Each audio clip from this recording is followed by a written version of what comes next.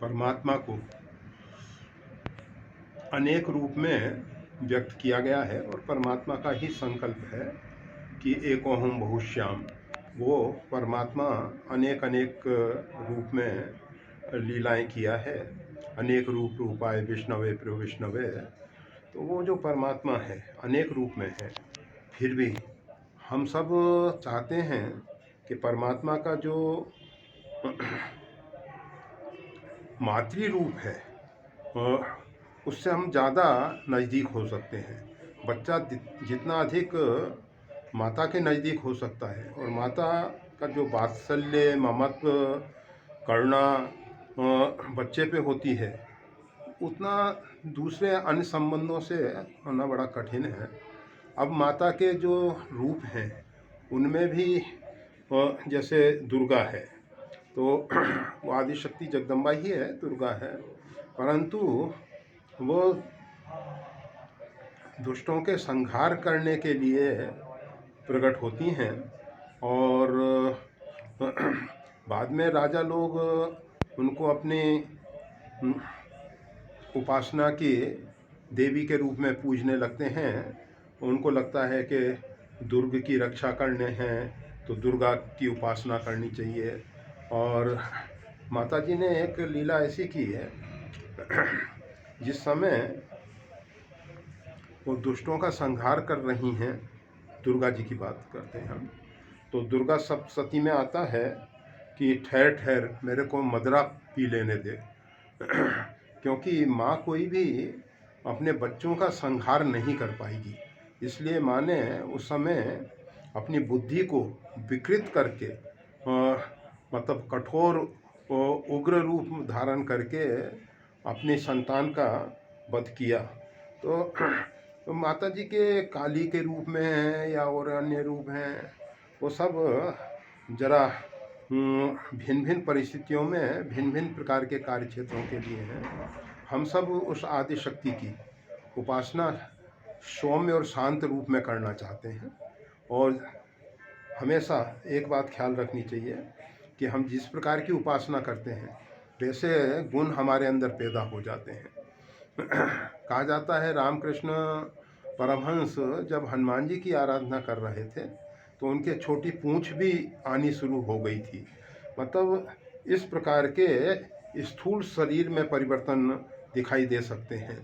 और भावनाओं के पीछे आप देखते हैं रामचरितमानस इत्यादि में उल्लेख है कि जब भरत जी आए, भरत जी काफ़ी बड़े हो चुके हैं और फिर भी माता कौशल्या जी ने उनको गोद में बैठा लिया है और उनके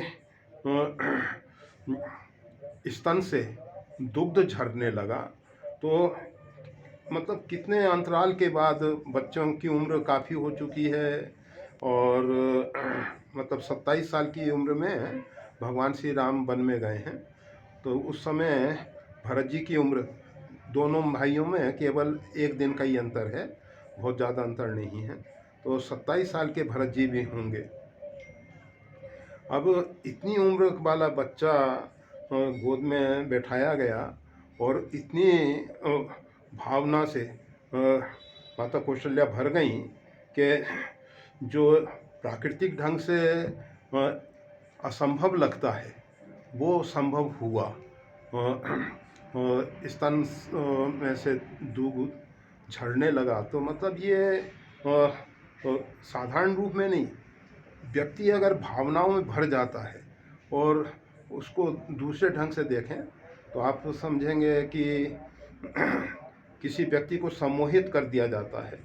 तो व्यक्ति सम्मोहन में उसके हाथ पे हम अंगार रख दें और कहें कि देखो कितना शीतल बर्फ जैसा है, तो उसको अंगार की जलन ना होके वो शीतलता का अनुभव करता है। और बर्फ़ को रख के अगर हम कहें अंगार रखा हुआ है तो वो अंगार का अनुभव करने लग जाता है। ये किसी भी व्यक्ति को हिप्नोटाइज करके किया जा सकता है।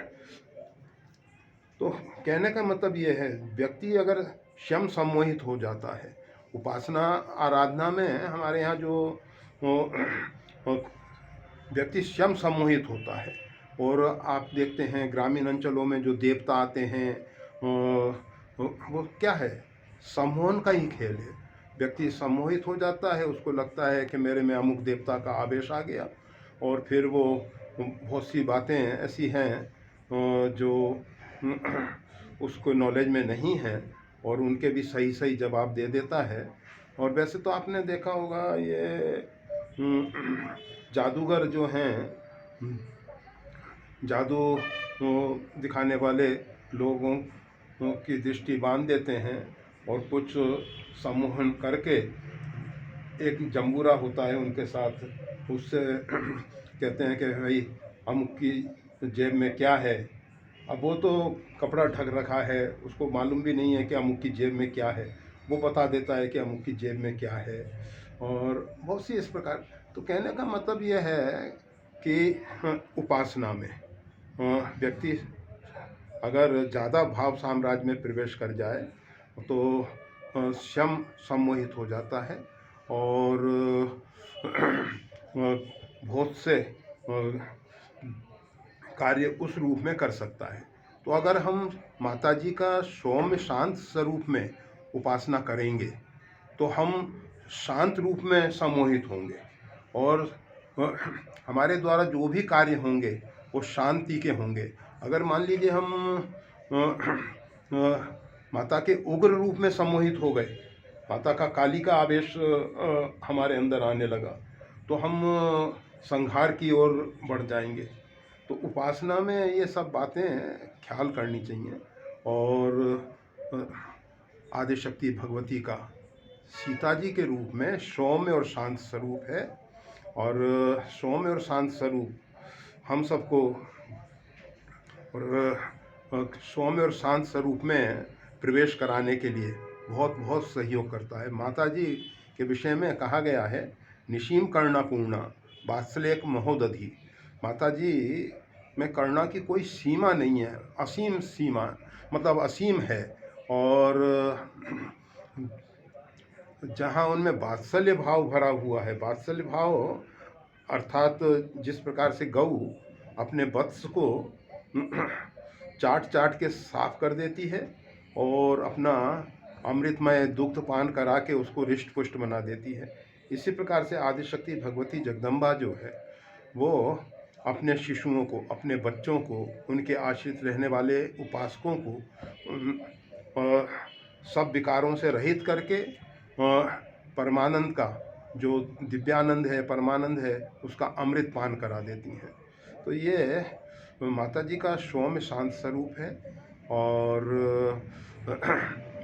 वहाँ माता जी ने ऐसी किंवदंती है, उसको तो हम ऐतिहासिक तथ्य नहीं मानते हैं कि लव कुश का जन्म वहाँ हुआ करीला में। करीला में। जी जी। हाँ, वो ऐतिहासिक तथ्य नहीं है, क्योंकि वाल्मीकि आश्रम अयोध्या से छोड़ने के लिए जब लक्ष्मण जी गए हैं तो वाल्मीकि आश्रम के पास छोड़ के आए हैं। और इतना मध्य प्रदेश में आने के, जबकि वाल्मीकि आश्रम बहुत सी जगह हैं, ऐसा नहीं है कि एक ऋषि के आश्रम एक ही जगह हों, अनेक स्थानों पे हैं। पर जो एक बार भगवान श्री राम जब प्रयागराज से चित्रकूट जा रहे हैं उस समय भी वाल्मीकि आश्रम में होके फिर चित्रकूट पहुँचे हैं। तो ये जो वाल्मीकि आश्रम है वो अलग है, जहाँ सीता जी के द्वारा लव कुश का मतलब लव कुश को जन्म दिया गया, वो वाल्मीकि आश्रम दूसरा है। कुछ लोग कानपुर के पास बताते हैं, कुछ और भी अन्य स्थलों पे बताते हैं। तो परंतु हमको नहीं लगता कि ये स्थान जो करीला वाला है वो लव कुश का प्राकट्य स्थल रहा हो, जन्म स्थान रहा हो। जो भी हो उसके विषय में हमको तर्क नहीं करना है, हम तो केवल इतना ही कि माँ भगवती आदिशक्ति का वो उपासना का एक क्षेत्र रहा है, और लंबे समय से लोग, उपासना के ढंग अलग अलग हो सकते हैं, वहाँ जो लोगों की मान्यताओं की पूर्ति होती है, और मान्यताओं की पूर्ति के बाद वो जिस ढंग से उसकी अभिव्यक्ति करते हैं, नृत्य इत्यादि नाच करवा के ऐसा करके, वो एक अलग बात है, उससे हमको कुछ बहुत प्रयोजन नहीं है। परंतु माता जी की उपासना होती है, और जिस देव स्थान पे अधिक से अधिक उपासना होती है तो उसमें उस देवी अथवा देवता का प्रभाव जो है बहुत अधिक दिखाई देता है, बहुत अधिक दिखाई देता है। तो यहाँ लंबे समय से उपासना हो रही है, वो तो प्रत्यक्ष दिखाई देता है, प्रत्यक्ष दिखाई देता है। और इन्हीं सब कारणों से माता जी के दर्शन के लिए गए थे और माता जी का पवित्र स्थान देखा। परंतु वहाँ पुजारी से पूछा कि लक्ष्मी नारायण जी के सामने एक काला विग्रह भगवान विष्णु का ही है, वो नारायण का ही वो विग्रह है, परंतु पुजारी को नहीं मालूम है कि वो विग्रह किसका है। और तो कम से कम वहाँ जो पुजारी रखे जाएं वो जिसकी पूजा कर रहे हैं उसके विषय में उनको जानकारी होनी चाहिए कि विग्रह किसका है और उपासना क्यों की जाती है। अगर कोई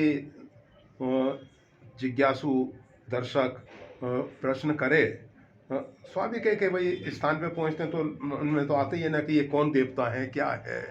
अब उनको वस्त्र इत्यादि ढक रखा है, नहीं तो उनके शंख चक्र इत्यादि दिख जाते हैं या कुछ भी होता तो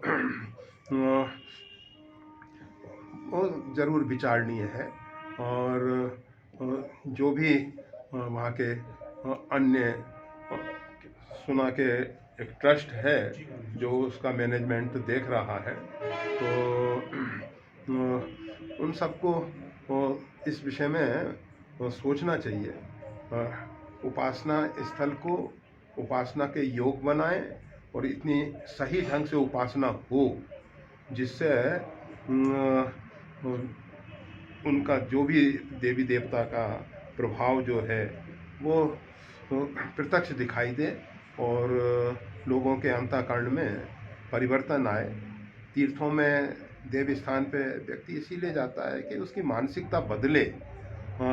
अगर वहाँ जाने के बाद भी उसको मतलब वही सांसारिक वासनाओं में रचा पचा रह गया तो तीर्थ स्थान में या देव स्थान में जाने का मतलब क्या निकला।